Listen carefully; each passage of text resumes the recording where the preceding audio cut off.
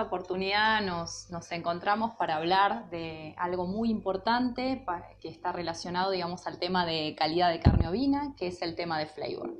Pero antes de entrar puntualmente a hablar de flavor, que es una característica organoléptica que caracteriza las carnes, tenemos que hablar un poco del concepto general de calidad de carne, que no solamente involucra al tema del flavor, sino que va a estar básicamente digitado por tres grandes conceptos. Lo que es la calidad organoléptica, que está vinculada a todo lo que podemos percibir con nuestros sentidos. Calidad organoléptica va a ser el color de la carne, el color de la grasa, va a tener que ver también la terneza, por supuesto, que es un atributo importantísimo que puntúan los consumidores a la hora de volver a elegir la carne. Va a tener que ver la textura, la jugosidad y desde luego el flavor, que es una conjunción entre dos características que producen una respuesta sensorial, que son el aroma más el sabor. Y ahora les voy a contar un poquito de qué se trata esto. Otra calidad importante es la calidad nutracéutica, que es aquella que está vinculada con una determinada composición, específicamente hablando, por ejemplo, del perfil de ácidos grasos de la grasa intramuscular o las otras grasas, pero puntualmente la grasa intramuscular, ¿sí?, que tiene un determinado perfil de ácidos grasos y que según la proporción y las distintas composiciones va a haber ácidos grasos que están más vinculados a efectos benéficos sobre salud humana. De eso se trata la calidad nutracéutica cuando hablamos puntualmente.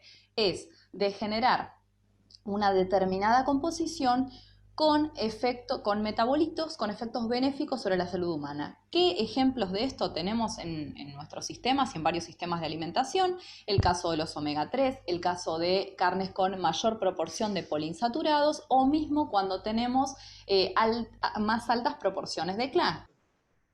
Los CLA son compuestos que los elaboran, los generan solamente los rumiantes. Esos compuestos están vinculados, por ejemplo, a efectos sobre algunos tipos de cánceres y demás, pero todavía tenemos mucho para avanzar en investigaciones de este tipo, pero tienen otros efectos muy importantes sobre, por ejemplo, el colesterol, la diabetes y algunas otras enfermedades que tienen que ver con hipertensión e incluso los omega 6, por ejemplo, que también pueden aumentarse según el sistema de alimentación del animal, están vinculados a mejoras sobre el sistema inmunitario.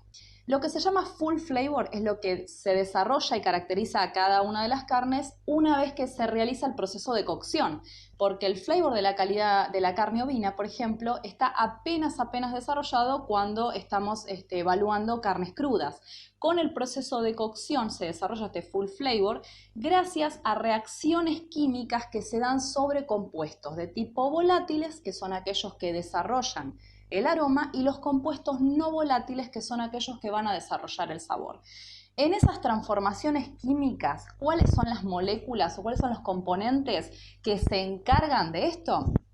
Básicamente, el total de grasa intramuscular que tenga ese corte de carne, que puede tener un amplio rango de variación, desde ir de un 3 y pico por ciento, más 4 o 5 aproximadamente, dependiendo de qué corte sea, y el perfil de ácidos grasos que tenga esa grasa. Entonces, los lípidos, que son, digamos, los compuestos más fuertes que van a desarrollar el flavor característico, van a recibir reacciones de oxidación a través del proceso de cocción. Eso va a desarrollar estas respuestas sensoriales, ¿sí?, que se perciben y que hacen al consumidor elegir o no después la carne ovina.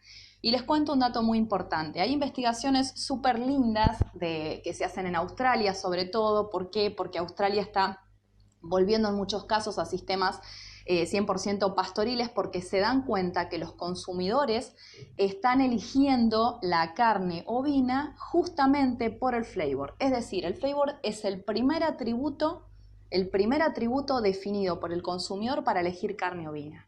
Y después viene la terneza. Todo lo contrario a lo que ocurre si comparamos con el caso de la carne bovina, en los estudios de paneles de consumidores, la terneza es el primer atributo por el cual el consumidor vuelve a elegir la carne bovina.